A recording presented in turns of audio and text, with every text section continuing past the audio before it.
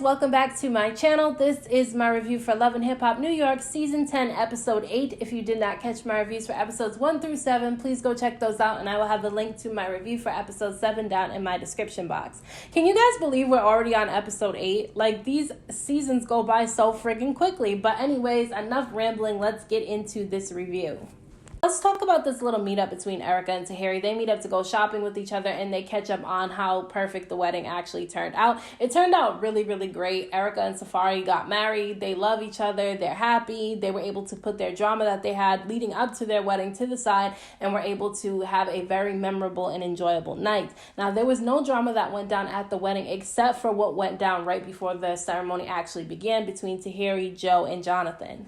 Erika was telling Tahiri that there was some people that were at her wedding that weren't actually supposed to be there, and the first thing that came to my mind was Jonathan. She's talking about Jonathan because she said that nobody was allowed to bring a +1, not even married couples were allowed to bring a +1, but yet Yandy ended up showing up with Jonathan, who was her +1. I know I said +1 way too many friggin' times. Just bear with me on this review because a lot did happen in this episode, and I'm trying to remember everything. So Tahiri ends up bringing up that she actually called Jonathan a wedding crasher, which is so friggin' embarrassing to be called a wedding crasher. Like, you weren't even invited to the wedding, you weren't even supposed to be there, and yet you were a guest there. So I know he's probably embarrassed about that whole situation. Now, Erika says that she had messaged Jonathan to thank him for a gift that he gave her for her wedding, and he replied to her that there's nothing but love between them, and she was confused by that. She said because she didn't think that she had any drama with Jonathan. They're not really close. They just are kind of acquaintances with one another, but she believes that maybe he did have some type of issue with her because of the fact that he's Sin's friend, and he made it a big deal saying that Erika was trying to get Joe and Tahiri together, which I do believe that Erika was trying to be messy when she was trying to get Tahiri and Joe back together. But I feel like Jonathan shouldn't have blown it up the way that he did because nothing happened between Tahiri and Joe. Joe actually surprisingly was on his best behavior when it came to Tahiri. He didn't do anything inappropriate when it came to Tahiri. They haven't even gone out on a date or anything like that. They haven't kissed or done anything like that. So I honestly feel like Jonathan's doing too much. He's doing more than Sin's doing, and it's actually Sin's situation that she should be worried about. I understand being a friend to somebody and wanting to protect your friend, but there's a time where you do need to step back and mind your business a bit because you're causing more drama than it actually needs to be. Joe and Sin are not even together. They are trying to co-parent, which is why I said that it was wrong for Erika to try to get Joe and Tahiri back together so soon after him and Sin had literally just broken up. But I do honestly believe that he blew it up into something bigger than what it actually was. Now, Erika tells her that she's throwing a birthday party for herself. Well, she's not throwing it. She's actually allowing Safari to throw it for her this year, which I think she should allow him to throw it because she doesn't need any more stress. Like the stress that was leading up to her wedding. She needs to just relax during the rest of her pregnancy. And so he's throwing her a birthday party, and she said that she wanted Jonathan and Sin to come. Now, I honestly believe that Erika's trying to be messy by inviting Jonathan and Sin there because she knows Tahiri's going to be there. And we don't really know how it's going to end up turning out, but I know it's going to be some drama at her birthday party. So Joe ends up meeting up with Jim Jones at a cooking class, and at first he's confused as to why he's there. He's like, why are we meeting up at a cooking class? But Jim said that he wanted to go to the cooking class because he's never actually cooked for Chrissie, and I think that that's sweet that he wanted to do something special for Chrissie that he's never done for her before.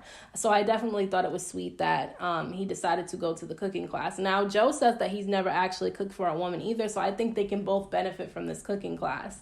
Now, Jim says that he's trying to show a different side of himself to Chrissie because of the fact that he goes back and forth between New York and LA, and he feels like he's neglecting Chrissie, and Chrissie actually told him that she feels like he's being neglectful towards her. So I think it's great that he actually listened to how Chrissie says she was feeling, because a lot of men don't really listen to how their women feel. They kind of just brush it off and say that the woman's overreacting or something, but I think that it's really good that he's actually listening to how Chrissie feels because he wants his relationship with her to work. Now, Joe said that he still loves Sin and only her and his son matter. Now, I don't believe that Sin and Joe will ever get back together again, and if they do, I don't think it's going to be a successful relationship. I think they're going to end up breaking up again because Sin's obviously not going to trust him, and he won't own up to the fact that he actually did cheat on her. He keeps saying he didn't cheat on her and that Sin misinterpreted what she read in his phone, and she doesn't believe that. So I honestly don't think that it will ever work between the two of them, but hopefully they can get their co-parenting situation together for the sake of their son. So basically everything in Fresh's life is falling apart. His relationship is falling apart. His career with Janaski fell apart because she got rid of him as a manager because he was not stepping up to the plate when it came to her career. All he was worried about was his own career, and he was more focused on her image and her getting her body done than he was on her music. Now, also with Jen, she ended up kicking him out the house because she saw him holding hands with Janaski, which she did overreact in that situation, but I can understand why she reacted that way because he's cheated on her so many times that she's always going to think that he's cheating on her. So that happened, and then on top of that, she met up with the woman Jada, and now she won't even let him step 2 feet in that house. Like, she told him that they were going to talk outside. She shut the door behind her, and she would not allow him to step 1 foot into the door. Now, they talking outside, and she confronts him about the whole Jada situation, lets him know that she actually met up with Jada, and Jada was saying all types of crazy shit, that he owes her $70K, and that he told her that he loved her, and all this shit like that. Now, Fresh is denying everything, and you can tell that he's pissed off at Jen for even meeting up with Jada, and that's because he has something to hide. Because if he didn't have anything to hide, he honestly wouldn't have cared about her meeting up with Jada. Now, I believe that he does owe the girl money. I don't know if it's $70K, but I know he owes her something, because she would not be going out of her way to reach out to his woman now if he didn't actually owe her something. Now, Jen is actually questioning him about everything that Jada said to her. She was saying that she didn't believe what Jada was saying to her at first, but then she realized through her own investigation that her issue shouldn't be with Jada. Her issue should be with Fresher, which her issue should have always been with Fresher, because he's the one with the commitment to her. He's the one who owes her something, not that woman Jada. And unless Jada was getting out of pocket with her, I don't believe that she should have issues with that woman. She should have issues with her man. Now, she's getting madder and madder as Fresher denies everything because she knows he's lying to her, and now he's trying to make it seem like she's stupid. She starts swinging on him, and I don't recommend any woman to swing on a man. I know that we get pissed off sometimes, especially when somebody's lying to us women. We don't like that because it's like you're messing with our intelligence, and we don't like that, so we will swing. But do not swing on a man, because you might get one that don't care about going to jail, and he will swing back on you, and you definitely don't want that. So I do not agree with her swinging on him, and it was good that security came out and stopped that whole situation. I honestly think the two of them need to just break up. Even though they have children together, they can just co-parent with each other, because obviously he's not going to stop cheating on her and lying on her. And I honestly feel like she should just know that she deserves better by this time. Like, she's been with him for such a long period of time. It's like, how do you not know that you deserve better than some guy who's making you look stupid? So Sin was all dressed up sexy. She's in the kitchen. She's cooking up a meal. And I'm thinking she's having a guy that she's dating over. Maybe she's over Joe. But it's actually Jonathan who ends up showing up. And he tells her that he did go to Erika's wedding, and there was a little bit of drama between him, Joe, and Tahiri. He said that when he got there, he saw Joe and Tahiri together, which again, he's making it seem like something more than what it actually is. And Tahiri ended up confronting him, and them two got into an argument. And then Joe ended up intervening in the situation and kind of checked him a little bit. And so he puts on this hat, okay? Sin gives him a hat that looks like the hats that Joe be walking around wearing, okay? He puts the hat on and he reenacts what Joe said to him. Now, basically, Joe told Jonathan that there's a way for him to be friends with Sin and not be too involved in her personal life, which I completely agree. I do believe that there needs to be boundaries in a friendship, and I feel like Jonathan is going in way too deep, deeper than Sin's even involved in it. You know what I'm saying? And he's bringing more drama to Sin than he even realizes that he's doing. Now, she kind of tells Jonathan, you know, Tahiri's not running anything when it comes to her situation with Joe. They have a child together. They were engaged. They had a relationship. They ended up breaking up. Tahiri's not ruining or bringing anything to the situation. But she did say that she doesn't respect Tahiri as a woman. And I'm thinking that's going to cause some drama when that does get back to Tahiri, because they're all going to Erika's birthday party, because Jonathan let Sin know that Erika invited both of them to her birthday party. And so Sin is actually excited to go because her and Erika actually made amends with each other. And so I don't think it's going to go well, though, because Tahiri's going to be there. And I just think it's going to be a lot of drama. So Tahiri did a mammogram, and she said that it didn't come back clear, and now she's afraid. She said that she spent her life trying to be as healthy as possible, and so she doesn't understand why this is happening to her, and so she seems extremely stressed out. I hope everything goes well with her. That's really something that's very friggin' scary, and I hope that there's nothing serious wrong with her. Fresher decides to meet up with Papoose and Safari at a barbershop because he said that he needs some advice on his relationship with Jen, and he feels like Papoose and Safari are the perfect people to ask for advice from. Now, I don't agree with him on asking Safari for relationship advice, because although Safari is very handsome, he makes a million mistakes when it comes to Erika, and so I honestly don't believe that he's the person he should be taking any advice from, so he better get all his advice from Papoose. Now, he lets them know that things have not been going well at home. Jen kicked him out of the house, and so he's been staying at his grandmother's house, and now, the woman Jada has been contacting Jen, and then Jen ended up meeting up with Jada, and Jada's going around saying that he owes her $70K, and that they've been in a relationship together, and so now that's causing even more drama between him and Jen. Now, they tell Fresher that he needs to talk to Jada because that's the source, and if he doesn't confront Jada and get that situation figured out, it's only going to get worse between him and Jen. I do believe that he should meet with Jada, but I don't think that he should hide the meeting with Jada from Jen, because I feel like that's going to cause problems, because she doesn't trust him. But he needs to just come forward and tell the truth about things that he's lying about, because the more he lies, he makes it 10 times worse on his relationship. Now, Papoose tells him that he needs to show Jen that she's the only one for him, and that he needs to put her up on a pedestal so that everybody knows that he's in a relationship with her, and it's not like he's keeping her a secret or anything like that, which I do agree to a certain extent. Because, he's already cheated on her so many times. Like, she should just leave the relationship, because regardless if he makes her feel like she's the only one, she hasn't been the only one. You know what I'm saying? He's continuously been cheating on her. So it's like, I don't even know if she would even want that at this point in time. She's never, ever going to trust him, regardless if he does that or not. Jim sets up a romantic night with Chrissie. He made her dinner, he had champagne, even lit 2 candles, and got dressed up for her, all just to let her know that he's been paying attention to how she's been feeling, which is definitely something that's important, especially in a relationship that you've been together for quite some time. Now, she liked his outfit, okay, but she didn't like his shoes, and his shoes weren't even tied. I was like, oh my God. But at least he did something sweet to her and was able to set up the table really nice. Now, he asks her when the food's done, and this is what aggravates me when some men cook, because they're always asking you when it's done, or if it's done, come help me look at this and check this to see if it's done. It's like, if you're going to cook a meal, you need to know when it's done so that I don't have to help you. Now, she was scared to taste the food. She had fear all over her friggin' face, but she actually liked it when she tried it. But she said she wasn't full, though, because he literally made a tiny ass meal. I was like, who's going to be full off of that?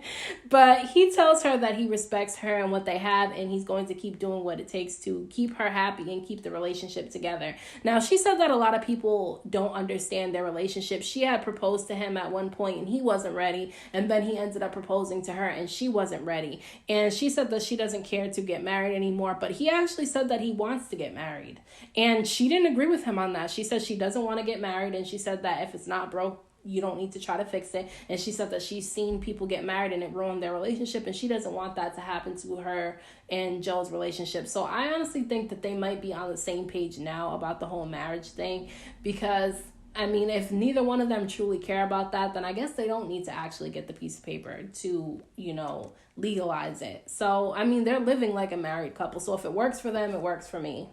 Freshener ends up meeting up with Jada, and at first it does not go well. He said that he met Jada 2 years ago when him and Jen were broken up. Now, I don't know if him and Jen were actually broken up during this time. That's what he's saying, but it's probably not true, because I honestly don't think Jen would be tripping if they weren't even together for 2 years when this situation took place. Now, he said that they were working together and it didn't end up going well, and so they ended up going their separate ways. Now, she asked him if he sees her as a trick or a groupie, because that's what Jen was calling her when they ended up having that meetup, and she felt like she was more than that to him.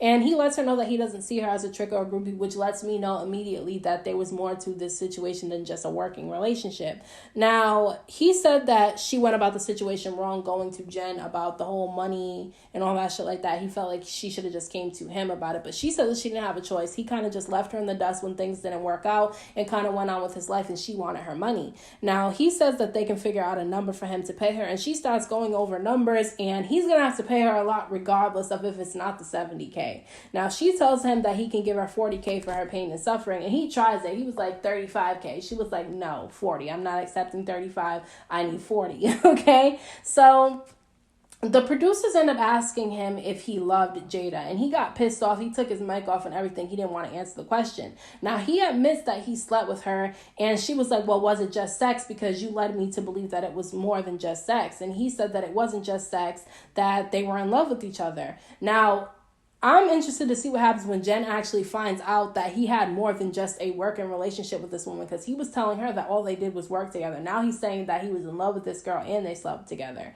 Now, he said that they were in love at one point, but now he's completely committed to Jen. Now, he agrees to give her the $40K, and I'm interested to see what happens with this whole situation, because I honestly feel like the situation is not over and done with. I feel like if he doesn't pay Jada her $40K when she wants it, I honestly think she's going to end up going to Jen, and there's going to be a lot more drama with this whole situation.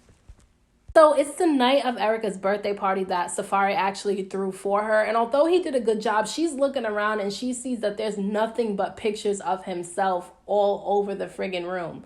All over the room is pictures of Safari. And she's like, he's obsessed with himself. He loves himself. Where's my picture at? There was literally one picture of her, and the picture was with him, okay? So she got upset about it. She starts tearing up, crying, and I'm like, oh my gosh, because she's pregnant, and it's like her pregnancy hormones, and it was really cute when she started to tear up, but I thought it was funny at the same time because she started crying about it. So he ends up going on the stage, and he gives a mini speech about her, and he starts singing a song, and Erika starts smiling again. She said that he does a lot of things to piss her off, but his charm always gets her back with a smile on her face, so I guess everything worked out at the end of the day. Now, he tells her that he has another surprise for her, and that surprise was not that raggedy ass song that he sung for her on stage, because he cannot sing for shit. Now, it was a cute little puppy, and I was like, oh my god, that's literally the best gift that anybody can ever get you, is a puppy. And the dog was really friggin' cute. I don't know the name of the dog because he said it in a Jamaican accent, which I do like when he talks with a Jamaican accent, but I don't know the dog's name. If you know the dog's name, please let me know down in the comment section.